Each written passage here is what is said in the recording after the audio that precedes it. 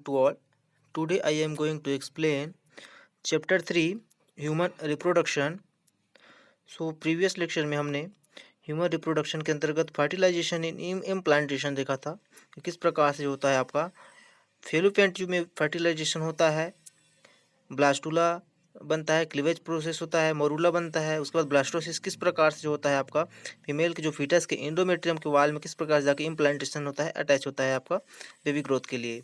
तो baby growth implantation होने के पश्चात जो है अब हम देखेंगे इसमें क्या प्रेगनेंसी एंड एम्ब्रॉयनिक डेवलपमेंट। ठीक है, इम्प्लांटेशन होने के बाद किस प्रकार से जो है इसमें प्रेगनेंसी के दौरान जो है एम्ब्रॉयनिक का डेवलपमेंट होता है। ठीक है, तो इसमें हम लोग देखे थे क्लीवेज सेल डिवीजन की प्रोसेस जो था आपका 2 सेल 4 सेल 8 सेल 16 सेल। ठीक है, तो क्लीवेज की प्रोसेस में क्या होगा जाइगोट फ्रॉम स्थमस जो ओविडक्ट होता है जिसको हम लोग फेलोपियन ट्यूब बोलते हैं, जो कि स्थमस का जो जंक्शन होता है वहाँ पर क्या होता है हमारा zygote from isthmus oviduct to uterus mitotic division first cleavage in first 36 hours. ठीक है, तो जाइगोट जो कि आपका ओविडक्ट के स्थमस वाले रीजन से जो है आपका यूटेरस तक जो जाने की जो प्रोसेस होती है सेल डिवीजन से होते हुए वहाँ पे कौन सा डिवीजन होता है हमारा मीटोटिक डिवीजन होता है। ठीक है, जो कि फर्स्ट क्लीवेज जो होता है वह आपका 36 आवर्स का होता है। ठीक है, इसमें जो डाटर सेल बनते हैं आपका 2 सेल 4 सेल 8 सेल और 16 इन जो है आपका डाटर सेल बनते हैं जिसको हम लोग क्या बोलते हैं ब्लास्टोमेयर। ठीक है, embryo with 8 to 16 blastomere.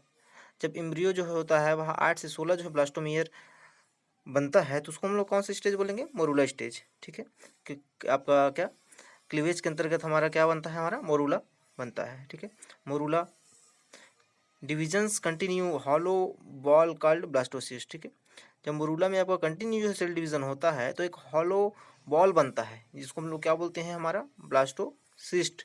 Blastocyst जो की जाकर जो है इम्प्लांटेशन होता है आपका फीटस के इंट्रोमेट्रियम के वाल में। ठीक है, बेबी ग्रोथ के लिए या फिर इसके एम्ब्रियोनिक डेवलपमेंट के लिए। The blastomere in blastocyst arranged into 2 layers. जो आपका ब्लास्टोमियर में जो ब्लास्टोसिस्ट होता है वह आपका 2 लेयर्स में अरेंज होता है। In outer layer called trophoblast and inner cells called inner cell mass. ठीक है, 2 लेयर्स होते हैं जो कि आउटर लेयर जो होता है उसको हम लोग ट्रोफोब्लास्ट बोलते हैं, इन जो इनर सेल होता है उसको हम लोग क्या बोलेंगे इनर सेल मास। ठीक है, trophoblast cell attached to endometrium. जो ट्रोफोब्लास्ट वाला रीजन होता है जो कि हमारा कहाँ पे अटैच रहता है एंडोमेट्रियम वाले रीजन्स में अटैच होता है। जो ट्रोफोप्लाज्म का रीजन होता है ट्रोफोब्लास्ट रीजन होता है वह it help in implantation and development of placenta. जो ट्रोफोब्लास्ट का रीजन होता है जो कि एंडोमेट्रियम में अटैच होता है इम्प्लांटेशन होता है वह जो है मेन रूप से प्लेजेंटा के डेवलपमेंट एंड इम्प्लांटेशन में जो होता है वह ब्लास्टोसिस्ट के इम्प्लांटेशन में या फिर प्लेजेंटा के डेवलपमेंट में जो है मेन रोल प्ले करता है। ठीक है, कौन सा ट्रोफोब्लास्ट सेल जो होता है वह। ठीक है, inner cell mass get differentiate into the embryo. और जो इनर सेल मास होता है वह जो है डिफ्रेंशिएट होकर एम्ब्रियो का फॉर्मेशन करता है और ट्रोफोब्लास्ट जो होता है वह प्लेजेंटा और आपका इम्प्लांटेशन में हेल्प करता है। तो रीजन होता है इसमें। ठीक है, एक हमारा इनर सेल मास हो गया और दूसरा हमारा क्या होगा ट्रोफोब्लास्ट हो गया। ठीक है, तो दोनों रीजन का अलग अलग फंक्शन होता है।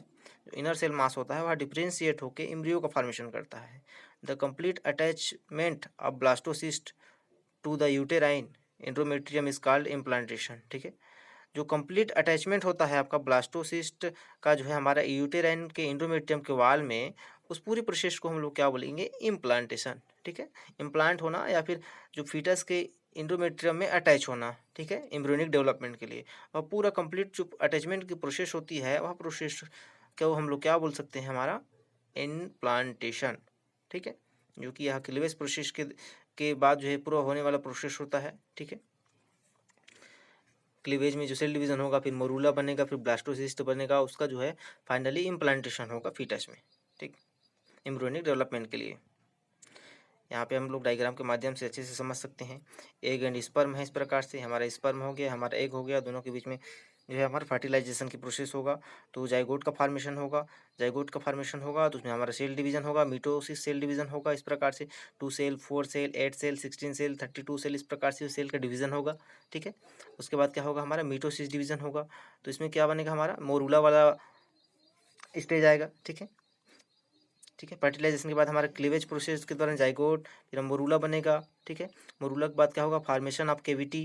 जो मोरूला बन गया तो उसके बाद यहाँ पे हमारा केविटी का फार्मेशन होगा। ठीक है। ये हमारा केविटी का फार्मेशन हो गया इस प्रकार से। ठीक है।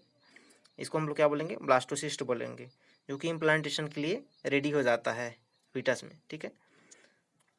उसके बाद जो क्या होगा, embedding into lining of uterus. उसके बाद जब ब्लास्टोसिस्ट बन जाएगा तो वह क्या करेगा, जो हमारा फीटस के एंडोमेट्रियम की जो वाल होती है उसमें जो है आपका एम्बेडिंग करेगा। ठीक है। Embedding into lining of uterus, जो यूटेरस की लाइनिंग है एंडोमेट्रियम की, उसमें जो है इम्बिड हो जाना है, इसमें जो है आपका इम्प्लांट होने के लिए तैयार हो जाएगा हमारे यूटेरस में जाकर। ठीक है। तो यहाँ पे हम लोग देख सकते हैं इस प्रकार से यहाँ पे दिखाया गया है किस प्रकार से अटैचमेंट होता है, डेवलपमेंट ऑफ एम्ब्रियो। तो ये हमारा क्या होगा, हमारा ट्रोफोप्लास्ट वाले जो आउटर रीजन होता है, ट्रोफोप्लास्टिक रीजन हो गया, जो कि प्लेजेंटा का फॉर्मेशन करता है और इम्प्लांटेशन में हेल्प करता है। लेकिन जो ब्लास्टोसिस्ट केविटी है वो जो है हमारा इनर सेल मास होता है, जो कि एम्ब्रियो का फॉर्मेशन करता है। ये वाला रीजन क्या करता है, ये एम्ब्रियो का फॉर्मेशन करता है, इनर सेल मास बोलते हैं उसको। और ट्रोफोप्लास्ट जो होता है प्लेजेंटा और इम्प्लांटेशन में हेल्प करता है। ठीक है। इस प्रकार से है। ये हमारा इनर सेल मास देख सकते हैं इस प्रकार से है, ये इनर सेल मास हो गया। ठीक है। ये वाला इनर सेल मास हो गया। और हमारा क्या हो गया, एम्ब्रियोनिक पोल हो गया, यहाँ पे एम्ब्रियोनिक पोल हो गया ये। ठीक है। और ये हमारा क्या है, इंट्रोमेट्रियम की वाल है, जिसमें आपका जो ब्लास्टोसिस्ट है वह आकर जो है अटैच हो जाता है। ठीक है। एम्ब्रियोनिक डेवलपमेंट के लिए इस प्रकार से बना हुआ है। ये हमारा कौन सा रीजन है, इंट्रोमेट्रियम की जो है यहाँ पर केविटी पाया जाता है इस प्रकार से। ठीक है। और इंट्रोमेट्रियम की इस प्रकार से यहाँ पे कैपिलरी भी पाया जाता है, इंट्रोमेट्रियम के वाल है। ठीक है। यहाँ पे प्लेजेंटा के द्वारा जो होता है अटैच रहता है जो आपका एम्ब्रियोनिक डेवलपमेंट के लिए, और वहीं से जो होता है आपका मैटरनल बॉडी से जो होता है आपका, इसको जो है पूरा न्यूट्रिएंट्स, अब जितने भी आपका रिक्वायरमेंट है, वाइटल रिक्वायरमेंट है, ब्लड, न्यूट्रिएंट, वाटर, ऑक्सीजन, ये सभी चीज़ का जो है आपका यहाँ पे यहीं से जो है इसको पूर्ति होता है। ठीक है। यहीं से इसको सप्लाई किया जाता है। ठीक है। इस प्रकार से दिया गया डायग्राम में देख सकते हैं हम एंडोमेट्रियम की आप एपिथेलियल वॉल में किस प्रकार से जो होता है ब्लास्टोसिस्ट जो है आपका अटैच होता है और ट्रोपोब्लास्ट का रीजन प्लेजेंटा का फॉर्मेशन करता है, जिससे उसको बेबी को जो है आपका न्यूट्रिशन और सारा जो है आपका सप्लीमेंट, फूड सप्लीमेंट जो है इसको मिलता है। ठीक है। यहाँ पे हम देख सकते हैं प्रेगनेंसी एंड एम्ब्रियोनिक डेवलपमेंट। ठीक है। प्रेगनेंसी और एम्ब्रियोनिक डेवलपमेंट किस प्रकार से होता है, जब इम्प्लांटेशन हो जाता है आपका एंडोमेट्रियम के वाले में, तो हमें कोरियोनिक विलाई होता है इसमें। बेसिकली देखें कोरियोनिक विलाई, जो कि finger like projection on trophoblast. ठीक है। ट्रोफोब्लास्ट का जो रीजन होता है आउटर, उसमें एक फिंगर लाइक प्रोजेक्शन होता है, जिसको हम लोग कोरियोनिक विलाई बोलते हैं। Villi surrounded by maternal blood, uterine tissue. जो विलाई होता है, जो कोरियोनिक विलाई होता है, वह मैटरनल ब्लड से या फिर यूटेराइन टिश्यूज के में क्या होता है, सराउंडेड होता है, घिरा होता है। ठीक है। Villi and uterine tissue interdigitated structure and functional unit between foetus. Villi और जो यूटेराइन टिश्यूज है वह जो है एक दूसरे के साथ जो है इंटरडिजिटेड होते हैं, इंटरडिजिटेटेड होते हैं, स्ट्रक्चर एंड फंक्शनल यूनिट होते हैं। ठीक है। Structure and functional unit features. ठीक है। और यह जो होते हैं आपका हमारा जो एम्ब्रियो या फिर फीटस है या फिर मैटरनल जो बॉडी है, उसका जो है फंक्शनल एंड स्ट्रक्चरल जो यूनिट है वो क्या, उसको हम लोग क्या बोलेंगे, प्लेजेंटा बोलेंगे। ठीक है। फीटस का एम्ब्रियो और जो मैटरनल बॉडी है, दोनों के बीच में जो लिंक है, जो कि दोनों को जोड़ने का काम करता है, चाहे वह स्ट्रक्चरली हो चाहे फंक्शनली हो, उस यूनिट को हम लोग, दोनों के जो यूनिट को हम लोग क्या बोलेंगे, प्लेजेंटा बोलेंगे। ठीक है। प्लेजेंटा जो कि एक मेन जो है आपका ट्रांसपोर्टिंग मीडियम होता है आपका फीटस और मैटरनल बॉडी के बीच में। ठीक है। जो कि सारे चीज़ का जो है आपका ट्रांसपोर्टिंग का एक्सचेंज करने का काम जो होता है, चाहे वह एक्सक्रेट करना हो, चाहे न्यूट्रिएंट करना हो, चाहे ट्रांसपोर्टिंग करना हो, चाहे ब्लड सप्लाई करना हो, हर एनी वर्क जो है कौन करता है, हमारा प्लेजेंटा। ठीक है। दोनों के बीच में एक लिंक होता है, कड़ी होता है यहाँ। ठीक है। जोड़ने का inner cell mass, ectoderm, mesoderm, endoderm. जो इनर सेल मास है वह 3 लेयर में डिवाइड होता है। ठीक है। जो कि हमारा एक इंट्रोडर्म आपका जो सबसे अंदर का लेयर होता है, मेसोडर्म बीच का, और एक्टोडर्म सबसे बाहर का लेयर होता है। ठीक है। कौन, इनर सेल मास। यह जो है डिफरेंट ऑर्गन्स का फॉर्मेशन करते हैं। ठीक है। जो इंडो एक्टो और मीजो जो होता है इनर सेल मास का, वही जो होते हैं आपका बेबी बनने के समय एम्ब्रियो डेवलपमेंट से डिफरेंट ऑर्गन्स जो होते हैं उनका फॉर्मेशन कौन करता है, हमारा एक्टो, मीजो और इंडोडर्म जो होते हैं। ठीक है। फंक्शन देखें हम लोग प्लेजेंटा का, तो मेनली जो होता है यहाँ पे है हेल्प इन न्यूट्रिशन, न्यूट्रिशन में हेल्प करता है एम्ब्रियो का, transport nutrient like amino acid, ठीक है, sugar, vitamin and maternal blood to the foetal blood, ठीक है। या मेनली जो होता है आपका न्यूट्रिएंट सप्लाई करता है एम्ब्रियो को, ठीक है, चाहे वह अमीनो एसिड हो, शुगर हो, विटामिन हो, मैटरनल ब्लड हो या फिर फीटल ब्लड हो, ये सभी चीज़ को जो है एक दूसरे को ट्रांसपोर्ट करने का काम कौन करता है, हमारा placenta. respiration of embryo, exchange O2 CO2 through the diffusion from fetal blood, maternal blood vice versa, ठीक है। तो यह रेस्पिरेशन में भी मेन रोल प्ले करता है। जो प्लेजेंटा होता है वह आपका मैटरनल बॉडी और आपका जो फीटस होते हैं आपका जो क्या होता है हमारा जो एम्ब्रियो होता है उसको, ठीक है, उसमें जो है मेन रूप से गैस एक्सचेंज में O2 CO2 के गैस एक्सचेंज में डिफ्यूजन के थ्रू जो होता है वहाँ गैस एक्सचेंज करता है और आपका फीटल ब्लड और मैटरनल ब्लड के द्वारा जो है एक दूसरे को एक्सचेंज किया जाता है, गैस एक्सचेंज, ठीक है। एक्सक्रीशन में भी मेन रोल प्ले करता है प्लेजेंटा। नाइट्रोजिनस जो वेस्ट होते हैं यूरिया इंटू मैटरनल ब्लड, ठीक है, मैटरनल ब्लड जो होते हैं उसको एक दूसरे जो है आपका रिमूव करने का काम करता है, रिलीज करने का काम करता है प्लेजेंटा के थ्रू। Endocrine glands, oestrogen, progesterone in human, chorionic gonadotropic hormone HCG, human placental lactogen HPL, ठीक है। इसमें एंडोक्राइन ग्लैंड्स मेन इसका जो है मेन रोल कौन प्ले करता है, हमारा प्लेजेंटा, ठीक है, जो कि इसमें हार्मोन्स होते हैं estrogen, progesterone, human chorionic gonadotropic hormone, human placental lactogen, ठीक। एंटीबॉडीज, इम्यून के सिस्टम का भी मेन मेन रोल कौन प्ले कर जाता है, हमारा प्लेजेंटा, जो कि बेबी को जो है विभिन्न जो है आपका इन्फेक्शंस या फिर जो बाहरी पैथोजन जो होते हैं आपका एक्सटर्नल पैथोजन जो होते हैं उनसे बचाता है, एंटीबॉडी का काम करता है, ठीक है। Diarrhoea, smallpox, measles, pass out foetus from the maternal blood, ठीक है, मैटरनल ब्लड के द्वारा ही जो होता है इसमें एक इम्यूनोग्लोबुलिन काम करता है, ठीक है, जो कि बहुत ज़्यादा हेल्प करता है इसमें। Store glycerol till liver formation, ठीक है, इसमें क्या होता है ग्लिसरॉल ग्लाइकोजन को जो है स्टोर करके रखता है आपके लीवर फॉर्मेशन के लिए, ग्लाइकोजन को स्टोर करने का काम भी और करता है हमारा placenta. Effective barriers toxic chemical and germs, एक प्रकार का इफेक्टिव बैरियर्स या फिर यहाँ पे जो होता है रोकने का काम करता है विभिन्न जो टॉक्सिक केमिकल्स है, जर्म्स है, जो मदर के द्वारा लिया गया है तो उसको जो है बेबी तक जो है पहुँचने नहीं देता है, कौन रोकता है, हमारा प्लेजेंटा, ठीक है। एक मतलब एक प्रकार का बोले तो सिक्योरिटी है, ठीक है, सिक्योरिटी है आपका एम्ब्रियो के लिए, ठीक है। मदर से मैटरनल बॉडी और एम्ब्रियो के बीच में जो है एक जो है आपका लिंक है या कड़ी है, जिसके माध्यम से जो होता है एम्ब्रियोनिक डेवलपमेंट का सभी जो है वाइटल एक्टिविटीज़ जो होते हैं वह सुचारू रूप से चलते हैं, ठीक है, कंटिन्यूली प्रोसेस जो है नेसेसरी चलता रहता है, ठीक है। यहाँ पे हम देख सकते हैं इस प्रकार से हमारा human foetus within uterus, human का फीटस किस प्रकार से होता है उसके अंदर अगत यहाँ कैसे हमारा यूटेरस होता है यहाँ पे देख सकते हैं, ठीक है। ए प्लग म्यूकस सर्विक्स, ये हमारा बाहरी रीजन आउटर रीजन हो गया, जहाँ पे वेजाइना के बाद हमारा क्या होता है सर्विक्स वाला रीजन होता है, ठीक है। यहीं से बेबी का जो है आपका बॉर्न होता है, ठीक है, यहाँ पे एक नाल होता है ट्यूब लाइक, यहीं से जो होता है बेबी का बॉर्न होता है। हमारा प्लेजेंटल विलाई देखें इस प्रकार से, तो ये हमारा क्या हो गया प्लेजेंटल विलाई है, जो कि मेन रोल प्ले करता है इसमें, ठीक है, जोड़ने के लिए और सारे फंक्शंस करने के लिए। ये हमारा केविटी ऑफ यूटेरस, ये यूटेरस का केविटी है, जो रेड लाइट स्ट्रक्चर दिख रहा है, केविटी पाया जाता है, खोल पाया जाता है, ठीक है। ये हमारा योग से का रीजन हो गया, ये वाला योग से का रीजन हो गया।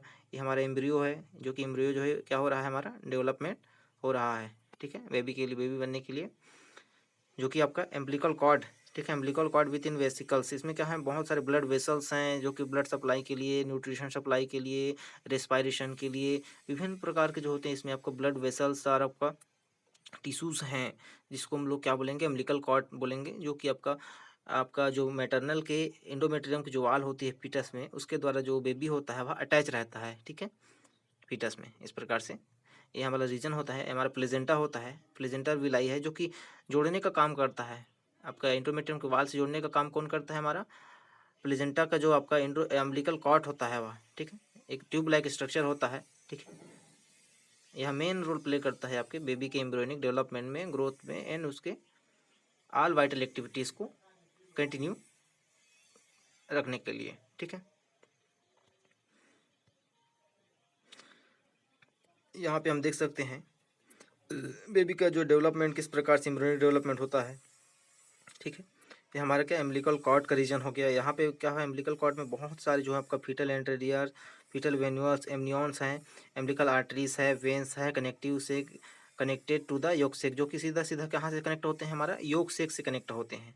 ये क्या है, ब्लड वेसल्स का एक जाल होता है, ठीक है। ये हमारे मेटरनल वेन्स हैं, ठीक है, मेटरनल वेन्स हैं। हमारे मेटरनल आर्टरीज है, वेन्स और आर्टरीज होते हैं जो कि ब्लड सप्लाई के लिए या विभिन्न न्यूट्रिशन के लिए, रेस्पिरेशन के लिए, गैस एक्सचेंज के लिए जो वेरी वेरी एसेंशियल होते हैं, ठीक है। एक मेटरनल बॉडी और एम्ब्रियो को कड़ी को जोड़ने के लिए, दोनों के बीच में ट्रांसपोर्टिंग के लिए। हमारा मायोमेट्रियम के वाल हो गया, स्ट्रेटम बेलिशन बेसेलिस एंड एंडोमेट्रियम हो गया, मेटरनल पोर्शन प्लेजेंटा हो गया जो कि आपका डिसिडुआ बेसिलस बेसेलिस भी बोलते हैं इसको, फीटल पोर्शन आप प्लेजेंटा या फिर कोरियन भी बोलते हैं इसको, ये फीटल का पोर्शन हो गया, ठीक है। कोरियन जिसे हम लोग कोरियनिक भी बोलते हैं। इस प्रकार से स्ट्रक्चर दिया हुआ है इसमें। यहाँ पे हम लोग 13 वीक्स के दौरान अगर फिटस को देखें, ठीक है, तो इस प्रकार से होगा। ये हमारा जो आपका बेबी है, इस प्रकार से यहाँ इनका जो है आपका डेवलपमेंट होता रहेगा, ठीक है। और ये वाला जो रीजन है इसको हम लोग क्या बोलेंगे, एम्बिलिकल कॉर्ड, ठीक। कौन सा रीजन बोलेंगे, ये वाला जो आपका ट्यूब लाइक स्ट्रक्चर दिख रहा है, एम्बिलिकल कॉर्ड है, योक सेक है, एमनियन है, एमनियोनिक कैविटी है बीच में, ये हमारा एम्बिलिकल कॉर्ड वाला रीजन हो गया, ठीक है, जिसमें मैं आपको बहुत सारे आपका आर्टरीज और आपका वेंस और टिश्यूज़ का जो है आपका जाल बिछा है वहाँ पे, ठीक है, ट्रैप है।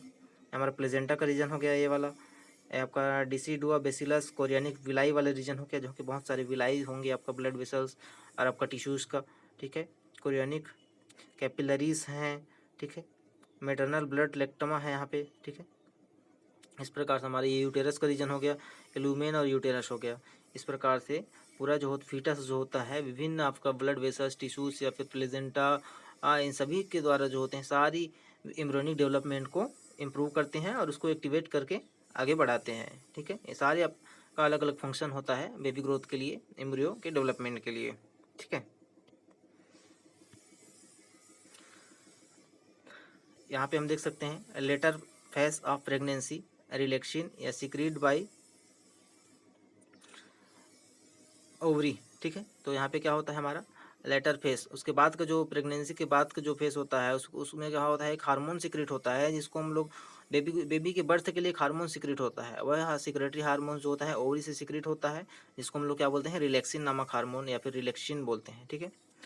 यहाँ पे और क्या HCG human chorionic gonadotropic hormone, ठीक है। HPL and relaxin only during pregnancy, ये तीनों जो हार्मोन होते हैं केवल प्रेगनेंसी के दौरान ही सिक्रेट होते हैं। HCG, HPL और हमारा रिलैक्सिन जो होते हैं बेबी के प्रेगनेंसी, बेबी जब ग्रोथ होता रहता है उस समय, जो प्रेगनेंसी पीरियड होता है उस समय जो है तीनों हार्मोन जो है सिक्रेट होते हैं। Other hormones like estrogen, progesterone, कॉर्सिट cortisol, prolactin, thyroxine increase several fold of maternal blood. ये सभी अदर जो हार्मोन हैं जैसे कि oestrogen, progesterone, cortisol, prolactin, thyroxine, ये सभी जो है आते हैं हमारा क्या मैटरनल ब्लड में जो होते हैं उस समय इंक्रीज होते हैं या फिर बढ़ जाते हैं, ठीक है। Hormone supporting foetal growth, metabolic changes in mother and maintenance of pregnancy.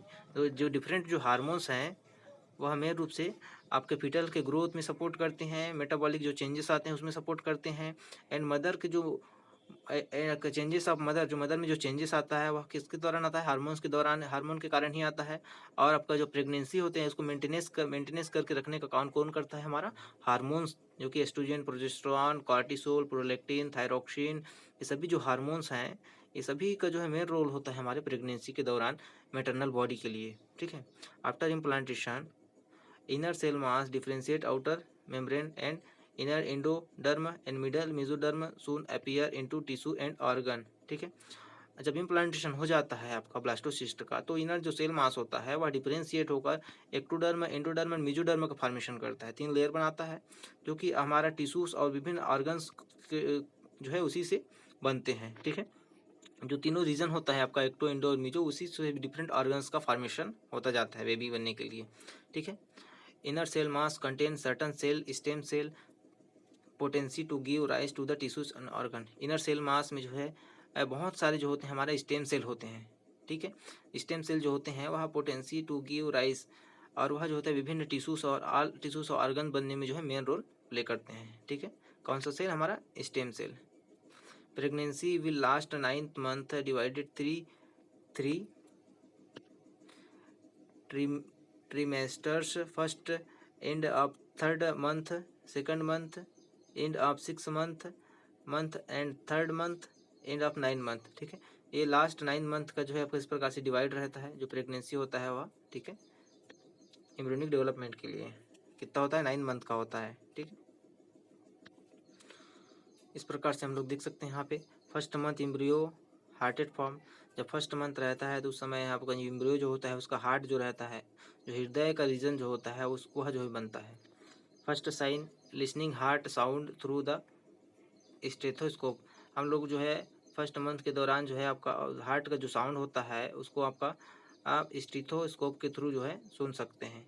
Second month में जो क्या ग्रोथ होता है बेबी का, फर्स्ट मंथ में हार्ट, सेकंड मंथ में हमारा लिम्ब और जो डिजिट्स होते हैं लिम्स। ठीक है, हाथ पैर का जो आपका जो लिम्स है आपका, जैसे आपका फोर लिम्स हैंड लिम्स जो होता है उनका डेवलपमेंट होता है और उसमें डिजिट्स जो उंगलियां हैं उसका डेवलपमेंट होता है। एंड ऑफ द 12 वीक एक फर्स्ट ट्रीमेस्टर मेजर ऑर्गन्स का, उसके बाद जो आपका लास्ट 12 वीक के बाद क्या होता है, 12 वीक का जब एंड हो जाता है 12 वीक का, तो उसमें मेजर ऑर्गन जो होते हैं जैसे कि लिम्स एक्सटर्नल जेनिटलिया ऑर्गन्स का जो है डेवलपमेंट होता है। ठीक है, first movement and hair on heads during 5th month. जब 5th मंथ हो जाता है प्रेगनेंसी को तो उसके दौरान जो होता है फर्स्ट मूवमेंट में क्या होता है, हमारा हेयर जो होते हैं बेबी का हेड पोर्शन का डेवलपमेंट होता है। ठीक है, ठीक है, आफ्टर डरिंग 5th मंथ जब 5 मंथ हो जाता है प्रेगनेंसी तो एंड ऑफ 24 मंथ जब सेकंड ट्रीमेटर आता है, जब 24 मंथ का एंड हो जाता है, 24 वीक का जब आपका एंड हो जाता है तो body covered with fine hairs. Body जो होता है उसका हेड रीजन जो होता है आपका हेयर से कवर्ड हो जाता है, आई लीड जो है सेपरेट हो जाते हैं एवं आई लेसेस फॉर्म हो जाते हैं। ठीक है, एंड ऑफ द 9 मंथ जब 9 मंथ हो जाता है तो उसके दौरान जो होता है हमारा फिटस फुली डेवलप्ड, जो फिटस होता है जो गर्भ एम्ब्रियो होता है वो फुली डेवलप्ड हो जाता है, रेडी फॉर डिलीवरी। ठीक है, डिलीवरी के लिए जब 9 मंथ हो जाता है तो बेबी की डिलीवरी के लिए जो फिटस जो होता है पूरी तरह से तैयार हो जाता है और बेबी का डिलीवरी होता है। यहाँ पे डायग्राम में हम लोग देख सकते हैं इस प्रकार से 1 मंथ में इस प्रकार से होगा, 2 मंथ है, 3 मंथ है, 4 month, 5 month, 6 month, 7 month, 8 month और हमारा 9 मंथ, जो कि 9 मंथ में फीटस पूरी तरह से डेवलप हो जाता है बेबी के बर्थ के लिए। ठीक है, इस प्रकार से डेवलपमेंट होता है उसका स्टेज में। ठीक है, मंथ मंथ के हिसाब से उसका ऑर्गन्स उसके सभी जो फंक्शंस होते हैं वह डेवलप होते जाते हैं, इम्प्रूव होते जाते हैं। ठीक है, और जो बेबी का बर्थ होता है वो मेनली सबसे फर्स्ट जो होता है वह हेड रीजन ही आउटसाइड बाबी वेजाइना से बाहर निकलता है, जो कि हम लोग यहाँ पे देख सकते हैं। जो हेड रीजन है वह कहाँ पे है, नीचे है। जो 9 मंथ आ जाता है तो हेड रीजन जो होता है वह आपका आउटसाइड बाहर निकलने के लिए रेडी हो जाता है। और यहाँ पे हम लोग 8 मंथ में देखेंगे तो हेड रीजन कहाँ पे है, हमारा ऊपर है। लेकिन जैसे 9 मंथ आता है तो हेड रीजन जो होता है वह नीचे जो है आपका वेजाइना सर्विक्स की तरफ जो होता है बेबी बर्थ के लिए जो है मुड़ जाता है या फिर उधरी चला जाता है। ठीक है, ठीक है, आगे जो है हम नेक्स्ट क्लास में देखेंगे। Thank you.